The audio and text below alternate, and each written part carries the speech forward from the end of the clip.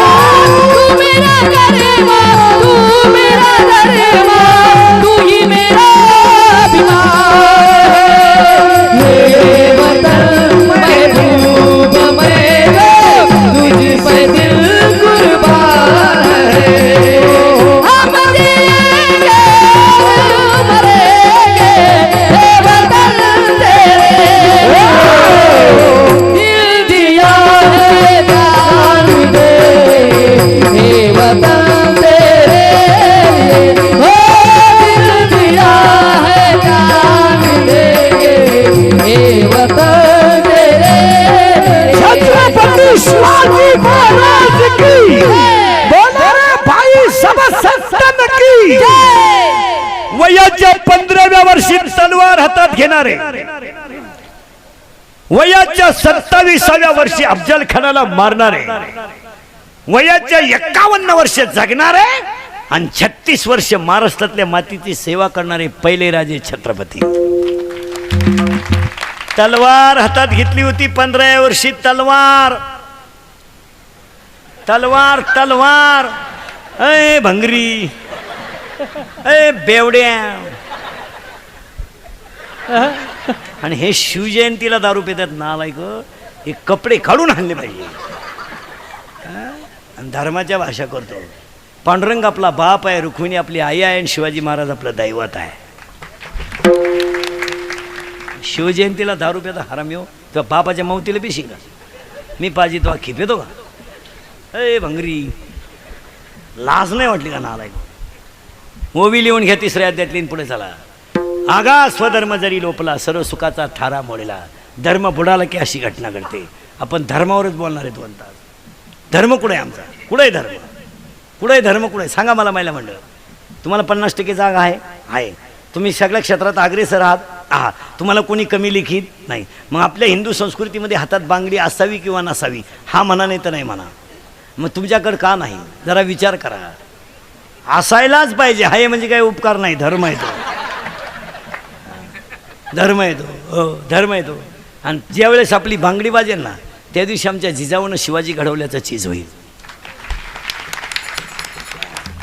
आमच्या मुलींचे भांग तपासा घरी गेल्यावर. आम्ही फक्त भाषणच आणतोय महाराज. मुलीच्या अंगात 5,000चा ड्रेस असावा, पण हिंदू संस्कृतीला शोभेल असा असावा. आमची संस्कृती गेली कुठं? जरा विचार करा. मुलीचा भांग तपासा डोक्याचा. दर महिन्याला वेगळी स्टाईल आहे. आता एक इतका डेंजर भांग आला ह्या महिन्यात, पॉप. तो पॉप भांग इतका डेंजर आहे, मध्ये खड्डा आहे, पुढं झटका आहे. म्हणजे पुढं लसणाचा वाफ आहे, इकडं कांद्याचा वाफ आहे, आणि मध्ये डोंगळा आहे. डोंगळा. मुलीचा मोबाईल तपासा. 3 सिम आहेत त्याच्यात.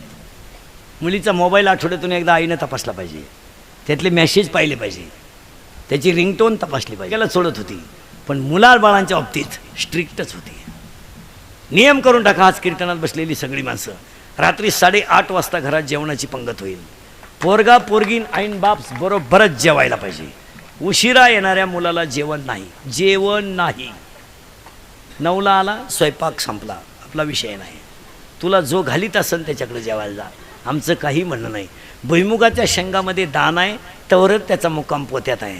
ज्या दिवशी दाना निघून गेला त्याचा मुक्काम चुलीत आहे. पाठ करून ठेवा. हे जवानी फिवानी मस्ती बिस्ती मित्र हे मित्र जे आहेत ना आपले, हे फक्त आपल्या जमिनीला गिऱ्हाईक लागेपर्यंतचे, नंतर नाही.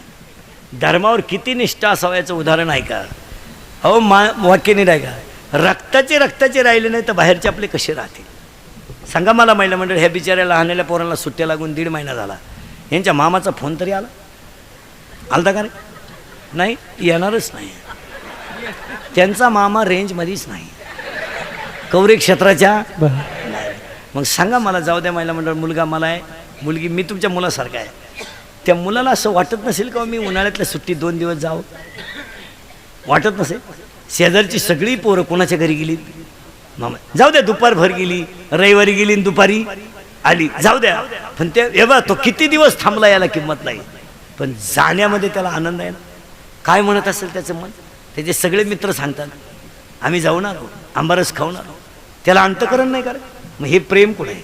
अरे रक्ताचे राहिले नाहीत. एक वाक्य सांगू महिला म्हटलं, तुमची आई जोपर्यंत जिवंत आहे तोपर्यंत तुम्ही तिला कधी भेटायला जा. तुमची पिशवी कधी रिकामी येणार नाही, कधीच येणार नाही. तिच्यात बेस बी काही येईल, पण ज्या दिवशी तुमची आई गेली त्या दिवशी पिशवी न्यायची नाही.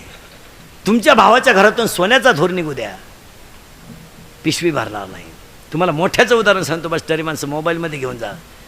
4,30,000 माणसं रावणाच्या घरात होती महाराज. धर्म नीट ऐका. धर्म शब्दाची व्याख्या सांगायची मला. 4,30,000 माणसं रावणाच्या घरात होती. जगातला पहिला मातृभक्त रावण, जगातला पहिला शिवभक्त रावण, आणि पटणारच नाही तुम्हाला, जगातला पहिला रामभक्त सुद्धा रावण.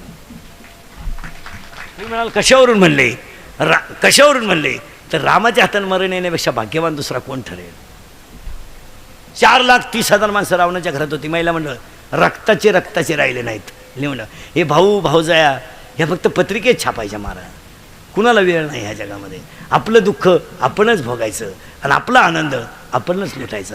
अरे ज्याची आपण फी भरली त्याने आपली भाकर बंद केली, तुम्ही जगाचं काय घेऊन बसले? ज्याला आपण आपल्या गळ्यातले दागिने मोडून शिकवलंय, त्यानं ज्याला आपण शिकवलं त्या मुलानं, तो मुलगाच आपल्याजवळ राहिला नाही, तर आई या शब्दाची किंमत कोणाला कळायची? आणि ह्या सगळ्याचा परिणाम म्हणून दुष्काळ आहे. दुष्काळ काय? एक वाक्य सांगतो पुढे जातो. नीती भ्रष्ट झाली का सृष्टी आपाप आपला नियम बदलते. आज नीती कुठं आहे? 10 वर्षापूर्वी आमची आई शेताला गेली तर चावी शेजारी ठेवून जात होती. आज चावी ठेवून बघा शेजारी, ठेवून बघा. लुटलं समजायचं ग, काही नाही, नीती नाही. पुढे जाऊन सांगा, राखी बांधायला येणारी बहीणच जर जमिनीचे बाजार वाढल्यावर भावाच्या विरोधात जेलमध्ये गेली तर पावसाने आपली मर्यादा सोडली, याला काय गैर म्हणावं? का गैर म्हणावं? अरे जी बहीण राखी बांधत होती ती बहीण कचेरीच्या दारात उभी राहिली. हो, जसा रडला भाऊ, माझी आई गेली मी रडलो नाही, हे माझा बाप गेला मी रडलो नाही, पण आज मला राखी बांधायला कोणी राहिले नाही म्हणून भाऊ रडला. अरे बहिणीनं नोटाचा बंडल हातात घेतला निघून गेली. बहीणच जर भावाच्या विरोधात कचेरीत उभी राहते तर निसर्गानं आपली जागा सोडली, यात काय गैर आहे? अरे एक